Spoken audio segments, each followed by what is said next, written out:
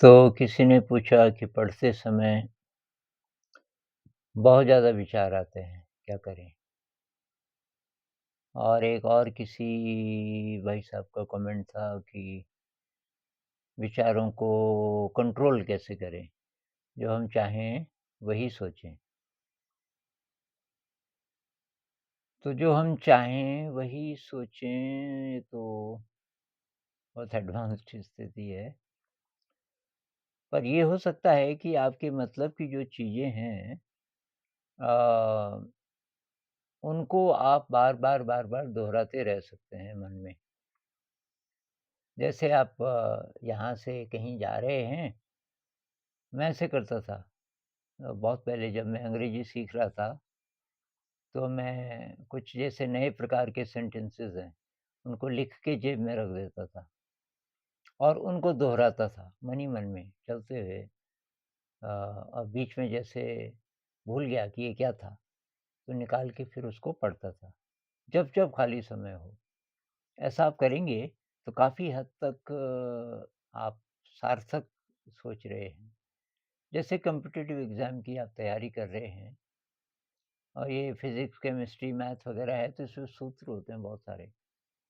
तो आप जो भी पढ़ाई उस समय कर रहे हैं, तो उससे रिलेटेड जो सूत्र हैं उनको लिख लो और उनको बार-बार, बार-बार कुछ चित्र भी हो सकते हैं। जैसे केमिस्ट्री में होते हैं ना कि अ, ये स्ट्रक्चर्स होते हैं मॉलिक्यूलर स्ट्रक्चर्स।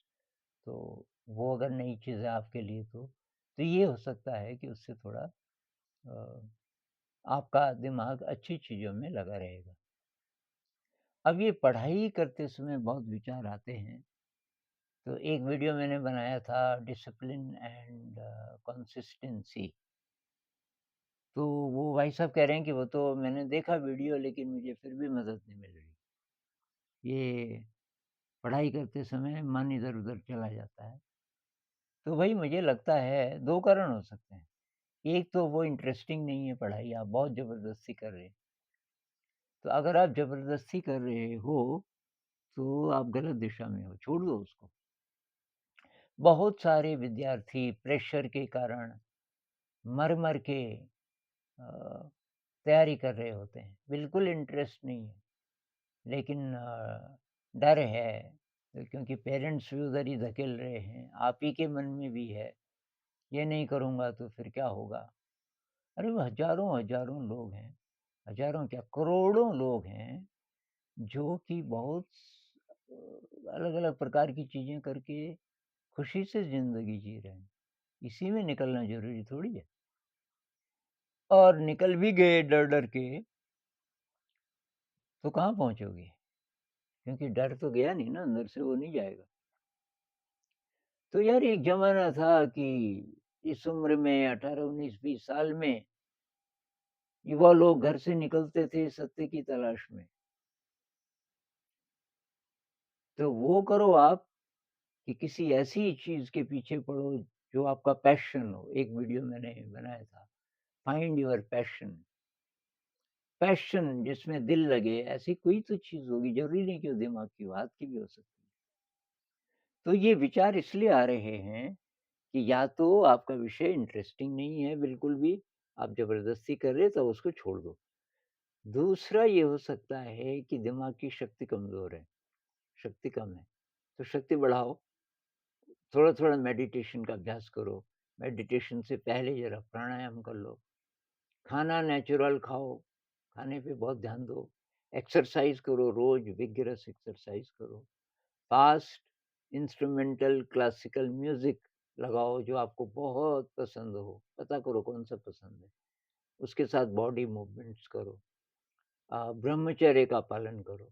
बहुत सारे युवा लोग अ, ब्रह्मचर्य का पालन नहीं कर पाते, तो तब तो दिमाग कमज़ोर ही रहेगा।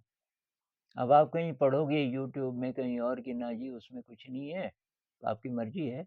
लेकिन अ, मेरे लिए तो भाई कितने कमेंट्स आते रहते पिछले 4-5 महीनों में बहुत सारे कमेंट्स कि ये ब्रह्मचर्य का पालन ठीक से नहीं कर पाए और अब बहुत सारी प्रॉब्लम्स, बहुत ज़्यादा वीकनेस। ख़ासकर दिमाग की, शरीर की भी, पर दिमाग की बहुत ज़्यादा वीकनेस। तो भई इस पर ध्यान देना आपको पड़ेगा, क्योंकि ये ऐसी बात है कि आपको डॉक्टर्स नहीं बताएँगे, जो मेडिकल जो किताबें हैं उसमें ये नहीं है। क्यों नहीं है? उसका कारण ये है उनके पास अभी ये वाली जानकारी है वेस्ट की। ये सिगमंड फ्रॉयड और लोगों ने जो बोला कि रिप्रेस नहीं करना चाहिए। आपके जो आवेग हैं, उनको रिप्रेस नहीं करना चाहिए, उनको एक्सप्रेस करना चाहिए। अब ये बात कुछ हद तक तो सही है। लेकिन मेडिटेशन से भी वो हो जाता है काफ़ी हद तक। आपकी जो एनर्जी है, वो मेडिटेशन उसको ट्रांसफ़ॉर्म करता रहता है धीरे-धीरे करके। तो प्राणायाम कीजिए, मेडिटेशन कीजिए, बिज़ी रहिए और ये जो सेक्सुअल अर्ज है, ये ड्रीम में एक्सप्रेस हो जाता है। उसको आप जागे हुए में कोई ज़रूरत नहीं है। तो वो एक ऐसी चीज़ है कि जिससे आपकी जो सूक्ष्म शक्तियाँ हैं, वो जुड़ी हैं। तो इंटरेस्टिंग नहीं है तो छोड़ दो और इंटरेस्टिंग है और फिर भी बहुत ज़्यादा विचार आते हैं तो अपनी शक्ति बढ़ाओ।